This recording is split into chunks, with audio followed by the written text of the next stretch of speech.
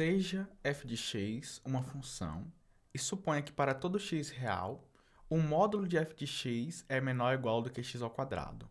Calcule o limite de f de x quando x vai para zero e, por fim, responda: a função é contínua na origem? Então, essa questão aqui foi uma questão que a gente botou de verdadeiro ou falso. Então, a função é contínua na origem? Essa afirmação aqui é verdadeira ou é falsa? Nós vamos ver que é verdadeira. Então, para isso, nós vamos precisar aqui, primeiro, aqui, calcular esse limite de f de x quando x vai para zero. Mas antes, é necessário entender algo sobre desigualdade. Eu vou apresentar aqui um caso particular só para ficar mais simples. Por exemplo, se eu digo que o módulo de x é menor do que 3, o que é que isso significa? Isso significa que o x ele está entre menos 3 e 3. Se você fizer aqui um desenho, você teria a reta, você tem o 0, né? Você tem aqui o 3, você tem o menos 3, e aqui nós temos o eixo x. Então, qualquer valor que está entre 3 e menos 3, por exemplo, se eu pegar aqui o valor igual a x igual a menos 2, então o módulo de menos 2 seria 2, que é menor que 3. Então, qualquer valor que está entre menos 3 e 3 vai ter um módulo de x menor do que 3. Porque o módulo, por definição aqui, ele retrata a distância até o x. Tá? Então, isso daqui foi um exemplo. Então, neste caso, agora sim, resolvendo a questão.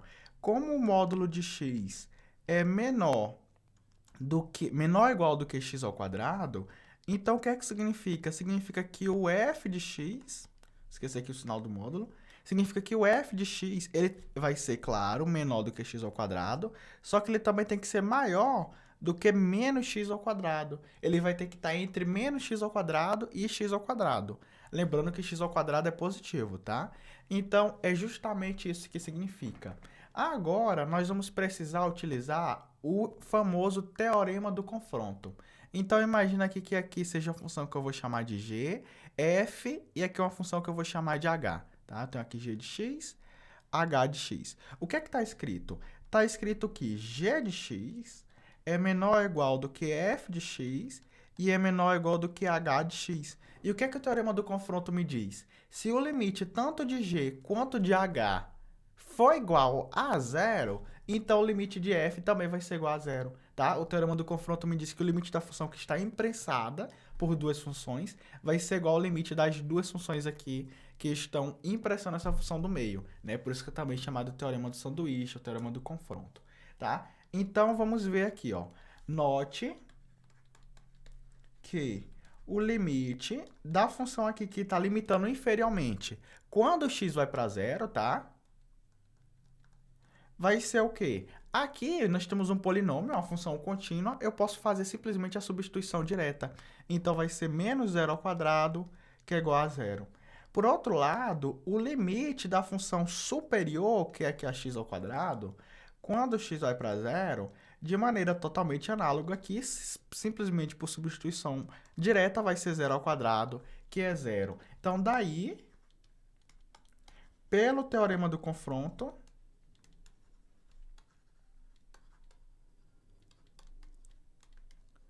segue que o limite da função intermediária, né, que é o limite ali do f de x, quando x vai para zero, é igual a zero. Então, a primeira parte aqui da questão, ela já foi resolvida. O que é que falta agora para a gente? Ver se a função é contínua ou não.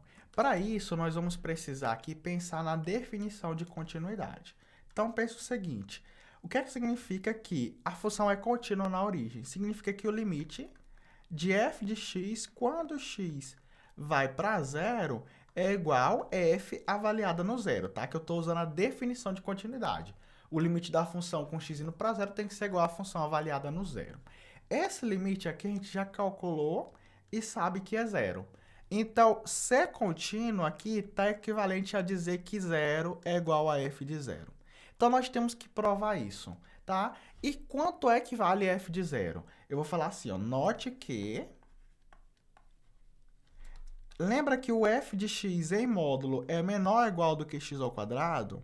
Aplica isso daqui no zero. Então, f de zero em módulo é menor ou igual do que zero, certo? Só que se um módulo de um número é menor ou igual do que zero, o módulo, eu já sei também aqui também, o módulo de qualquer valor, ele vai ser obrigatoriamente maior ou igual que zero, não pode ser positivo. Então, juntando isso, só tem a possibilidade do módulo de f, do f avaliado em zero, sem ser em módulo, tem que ser zero, tá? Então, relembrando, o único número que tem um módulo igual a zero é o zero. O único número que tem um módulo menor ou igual que zero é o zero também, porque não tem nenhum número que tem módulo negativo. O módulo ele já é maior ou igual que zero. Se além disso ele é menor ou igual que zero, então tem que ser o zero. Então, se f de zero é zero, aí eu posso escrever literalmente aqui que o limite de f de x, quando x vai para zero, é igual a f de zero, porque f de zero é zero, o limite é zero, então a função é contínua e a afirmação é verdadeira.